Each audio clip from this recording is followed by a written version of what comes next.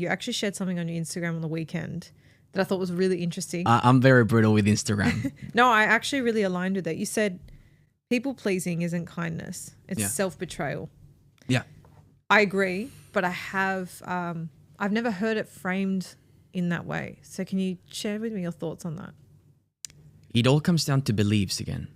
It's self-betrayal because you're betraying yourself, your true identity. Really, these are all beliefs that you've picked up from someone, something, a situation that happened to you that caused you pain, that, stopped you from being who you're meant to be in this world. Like, the words that you say matter, the thoughts that you have are not, this is the other thing, your thoughts are not yours. They're not real. They're thoughts that come and go. Do you know how many thoughts we have as human beings? Something like 80,000. Yeah, like every single day. So I think females are more. I'll throw that in there. How can you believe everything that you think? Yeah. Right? So when I made that post, I'm like, it's true. You're betraying your true self. Well, it's both extremes, right? If you can sit there and say, oh, I'm not good enough, I haven't done enough today, you could equally believe a thought that says you're the most amazing person on the planet. I stopped my friend this morning before coming here. He wanted to get something. He's like, oh, I don't have enough money. I said, don't you ever use that word around me. We're rich. I'm rich. I don't fucking believe in this thing. Don't talk about money that way. Money is everywhere. Look at Dubai.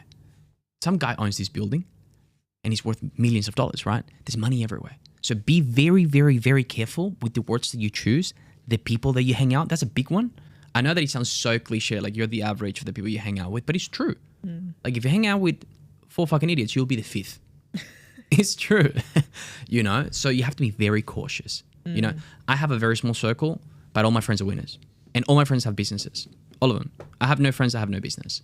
And probably equally as important, I just want to add, they probably have shared values too as well. Massive. I have, my friends are very, very masculine, and I'm able to feel safe as a man to go and say, hey, I feel sadness, or hey, I feel very insecure about this. And they'd say, well, when you say you feel sadness, what do you mean by that? And they would actually listen to me and be open and hold a safe space for me. That's nice. That's a big thing for men too. Yeah. Find men that make you feel inspired and make you feel safe. Because it's not just women that want to feel safe. As a man, you also want to feel safe by your peers. Yeah. Going back to that idea that like people pleasing, it's self-betrayal, it's not kindness. Yeah. So I'm the kind of person who generosity was one of my top, I think it was in the top 5 values. I love doing things for other people. I'm Italian. I love having people over. I love cooking for them. I love giving them experiences. I love providing a shared meal and holding conversation and creating things for other people to enjoy. So I have historically fallen in the trap of people pleasing, especially growing up as a teenager. I was oldest daughter of 4. But at my core, there is this value of generosity. So I have had to learn a way to be generous in a way that aligns with my values, that is not self-betrayal.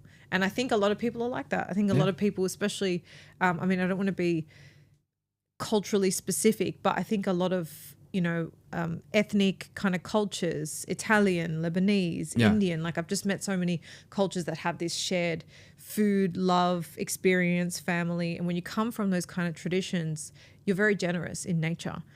I think what's really important to ask as an adult is at what point does this align with my values or not? At what point is this an obligation? I feel like I have to be doing this for somebody else versus I genuinely want to be doing this for someone else.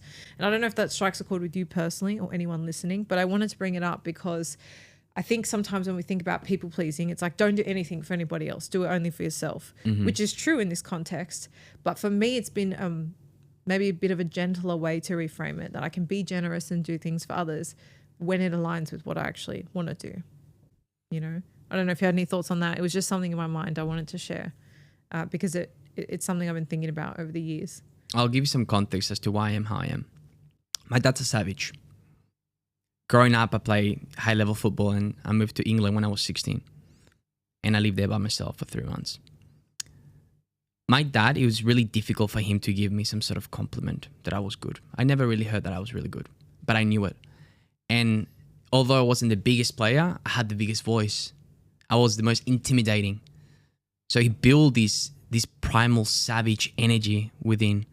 And I think that's something that is missing in today's world, mainly for men. Let me rephrase that, yeah. Most men are scared. Most men are scared of, confrontational things. I live for that. You know, I was born in it, right? So people need to learn how to communicate effectively and understand, again, that everything that you think, it's not real. You have to choose.